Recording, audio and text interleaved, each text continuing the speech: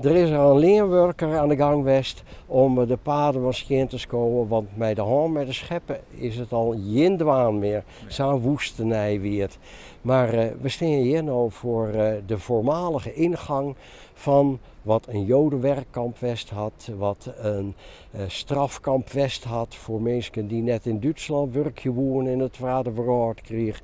En er had dus NSB'ers zitten die na de Tweede Wereldkrieg oppakt binnen en berecht worden moesten. En meer dan 10 jaar hadden Zuid-Molukkers in zitten. Hier in Ibenheer, hoe wie het leven van de Joden die hier zitten moesten? Nou, het was voor hun wel zwaar werken. Ze hebben hier gezeten in 1942, een periode eigenlijk vanaf juni tot aan oktober. En ze hebben hier dus in het Vochtloverveen hebben ze zware arbeid moeten verrichten. Het was voor hun erg zwaar werk omdat ze eigenlijk niet gewend waren te scheppen.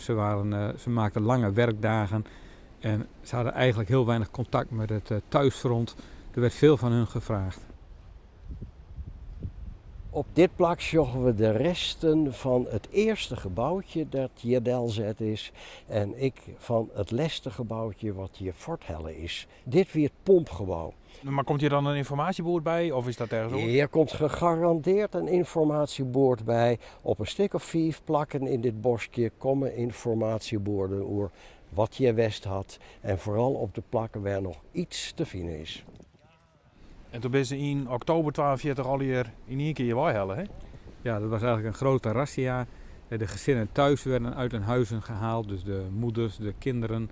En de Joden die hier zaten, die kwamen aan het eind van de werkdag op vrijdag, het was de Sabbat, het was een Joodse feestdag eigenlijk ook, kwamen ze hier en er stonden hier militaire voertuigen. Zijn ze met 1 gecontroleerde actie zijn ze eigenlijk opgehaald. Ze moesten lopen naar Assen, station Assen. En vandaar zijn ze naar Westerbork gegaan en vandaar naar de vernietigingskampen in Polen. Waarom had het je maar het worden dat ze hier zitten? Wie het systeem, het Duitse systeem er doel klaar voor om de Joden te verwerken, zeg maar?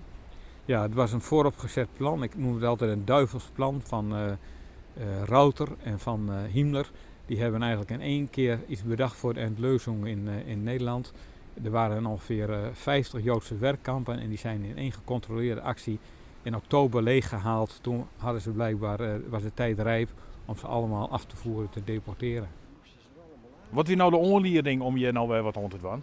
Nou, dat komt omdat een periode te back, toen kreeg het Dwarpsbelang Vochtelo de gedachte om wat meer bekendheid te gaan aan wat er hier in het dorp en in de omkrieten te beleven valt.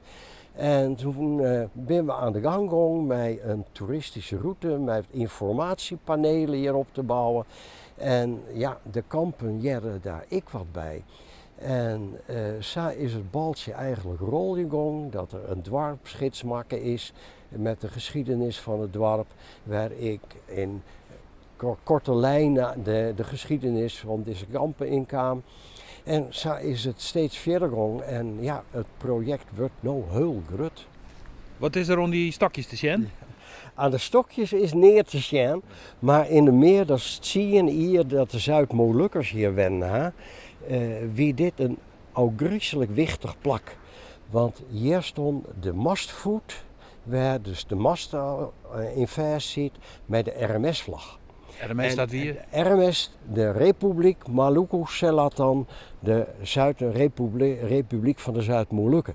En elke morgen worden hier officieel de vlag heesen. En elke 24e van elke maand weer dat een extra belangrijke situatie. Want de RMS wie op de 24e april uitroepen. En de hele bevolking van het kamp kwam hier dan als op de 24e van elke maand hier officieel dat feit herdacht worden.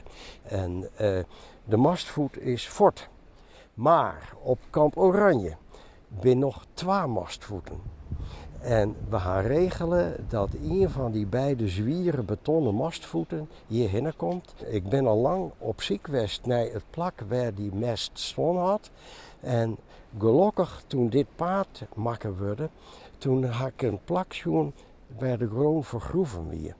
Eerst tot een meter diepte zit hier varske groen in.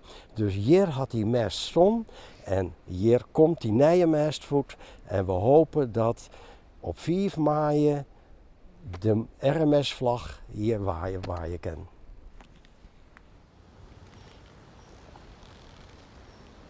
Ja, dan hebben we hier weer zo'n specifiek plakje met een heel eigen verhaal. Want al jarenlang komen hier elk jaar krokussen op. En ik dacht van, waar hier uit het dorp had hier tuinafval delgooid met krokussen erin. Maar bij het onderzoek bleek dat het Hullendal net zo weer. Dat we 1 Moluks gezin hier, die van tuinieren hielden.